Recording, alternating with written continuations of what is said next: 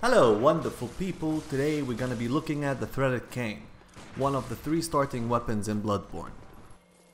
The Threaded Cane is definitely one of the best weapons when it comes to PvE because most enemies, the way they are programmed, cannot handle the way this weapon works. But before we start talking about that, let's start talking about the stats of the Threaded Cane. The Threaded Cane needs 7 in strength and 9 in skill in order to use, and has an E scaling in strength, which means nothing, and A scaling in skill, which is, so it's a skill weapon, and has B scaling in arcane, which can be also good, and I'll talk about that later. So the Threaded Cane has 2 modes. The first one is the Ordinary Cane. It does 20% more damage against enemies that are weak to righteous weapons. The other form, the Whip, it does 20% more damage to enemies that are weak to serrated weapons. So the Threaded Cane is actually the only weapon in the game that has special attacks in both of its modes. So usually weapons have, one type of special attack, like it has serrated attacks, which is good against beasts. But this one actually has it both ways. So that's one you shouldn't ignore. Very, very good thing, especially in PvE. So the Threaded Cane in its normal mode usually have 2 types of attacks. Usually they are slash or thrust attacks. And the R1 attacks are usually the slash ones, and the R2 are the thrust. And this is good, especially that there are enemies in the game that are only weak to thrust attacks, like the brain suckers. Like if you try slash attack on these badass enemies, they take no damage, but then you just press the R2 and they get one shot. So you have that variety that you can use against different enemies. Now, where is this weapon shines? In its transform mode, which is a whip. And in this game, and all by the way, from software games, enemies cannot handle you attacking them from range. This weapon has, I think, the best range in the game. And it's the hitbox, the hitbox in this game is amazing. And the cane has specific trajectories depending on using the R1 or the R2. I think the R1 goes from right to left, and the R2 goes from left to right, or vice versa, I'm not sure. But what you can do while using this weapon is just attack from range, back up, attack from range with 0 consequences, because enemies aren't made to follow you in that way, because whips, literally, you can attack from range. Chalice Dungeons were by far the easiest while I was using the Threaded Cane. For example, one of the difficult bosses, Watchdog of the Old Lords, which people have difficulty with, is one of the easiest to play when you're using the Threaded Cane. Because, as I said, the whip mode does serrated attacks, which means you do 20% more damage to beasts, and Watchdog of the Old Lord is a beast. And most tough enemies in the dungeons are beasts, like Abhorrent Beast and the Bloodletting Beast, so you can do 20% more damage. Also, if you go for Arcane build, you can do a fire weapon, which fire weapons, by the way, do more damage to beasts also. So you become a beast killer, especially if you add these beast hunter gems. These fights become so much easier if you're having a tough time in Chalice Dungeons. When you first get the Threaded Cane, it feels very weak, and it is actually weak when you first get the weapon.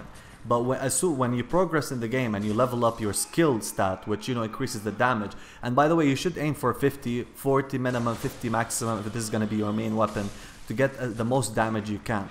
But end game, mid to end game, when you upgrade this weapon and you have sufficient skill, this weapon makes the game easy peasy. It becomes piece of cake to finish the game.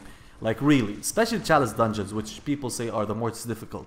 But with Threaded Cane, it just feels so easy, so easy. I cannot even describe it. When I played the Chalice Dungeon, it was by far the easiest. Another great thing going for this weapon is the minimal stamina consumption. This weapon just doesn't use stamina. You can spam it like there's no tomorrow and never worry about your stamina. And that is a big deal, because especially in this game there are weapons that consume stupid amounts of stamina, like the Hunter's Axe or the Kirk Hammer or even the Ludwig. This one, you don't need a lot of endurance, to do a very sufficient build. You can I have 20 endurance I think on this build. So, and I'm having no problem attacking as much as I want. Another thing for this weapon is the R2s have much higher multiplier damage than the R1s. So you do much more damage when using R2s, and from the fluidity of the attacks, going from R1 to R2 or R2 to R1 is seamless. It's just so easy. It's made that way to combine the attacks. Don't just stick to R1 or R2. Try to mix it up. And the R2s, if you get R2s like backstep R2, normal R2, running R2, these attacks do tremendous amounts of damage because they usually are in the range of 1.3 multiplier.